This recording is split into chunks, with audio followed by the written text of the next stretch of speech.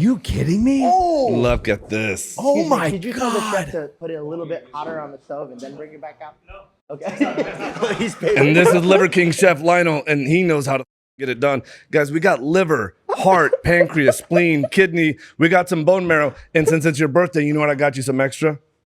I got you some testicles. Damn. I got some extra testicles in here. I could use some extra testicle, bro. This is what I heard. This is what I heard. I'm missing some testicles. Have you ever heard this? Have you ever heard why eat vegetables when you can eat testicles? Has anybody ever told you this? No, that's the first, man. That was the first time. Well, let me just ask you, why would you ever eat a vegetable? I'm looking for a serious response. We have Dating a hot vegan. That's the answer. We have a vegan in the room. Yeah, and can we get some answers? Because I wanted to ask you about this. You are extremely anti-salad. I've noticed. I've watched you toss salads. This is right. I'll go with it. In a recent video, you tossed a salad over your head and it smashed on the floor. Yeah. Why are you so anti-salad? Like, you don't like a good Caesar? Everybody likes a good Caesar. You know what I like? Because I like double bacon cheeseburgers. I like lobsters.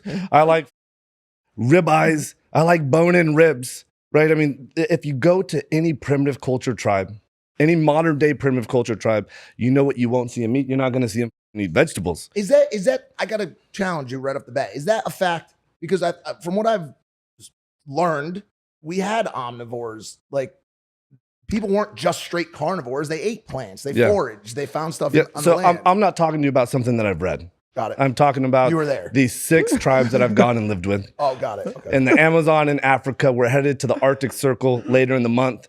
And this is what I want to know, right? I saw the Hadza start to pick some vegetables, start to pick some plants, and I'm like, here we go. Here we go. You're going to start beating people's...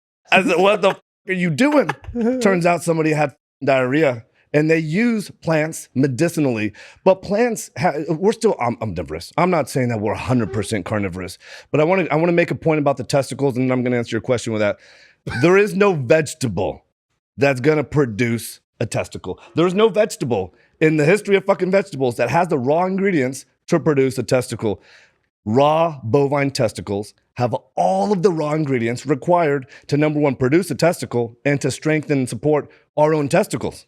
It has luteinizing hormone, LH, FSH. It has testosterone, which is not biologically inert. Did everyone else's heads? Yeah, mine went off as well. Sorry to pause you for a sec. We were peaking earlier, and I was curious if those peaks were going to matter, but now we're... I mean, again, this is why we should have figured out the logistics. You know, All right, I'm that guy. Say something extremely loud right now. I won't do it.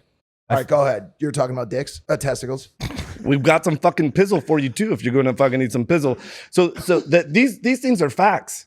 These things are facts, and there's modern science to validate this, right? There's radioisotope labeling studies that show conclusively that when you eat an organ, the corresponding organ in your body will receive the nourishment. Most of the nourishment will go there. I was gonna ask, like, does it matter what animal you're eating the organ from? Is it a cow? Is it, like, dare I say, a fellow human?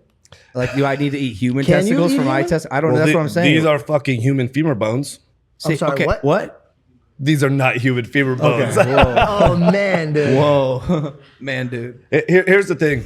I believe the stronger the animal, the more strength you're going to derive from the nourishment. So I don't have a whole lot of chicken organs, right? I like a fucking bull. I like an elk. I like a moose. I like big fucking strong animals. Have you ever heard a story when there's a recipient of an organ transplant and that recipient starts to take on characteristics of the donor? I've heard that.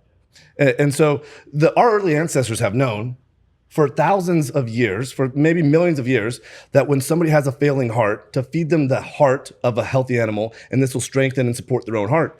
So to answer your question, I think it fucking matters. So what's most accessible is gonna be cow. Yeah. Right? All of this comes from a cow.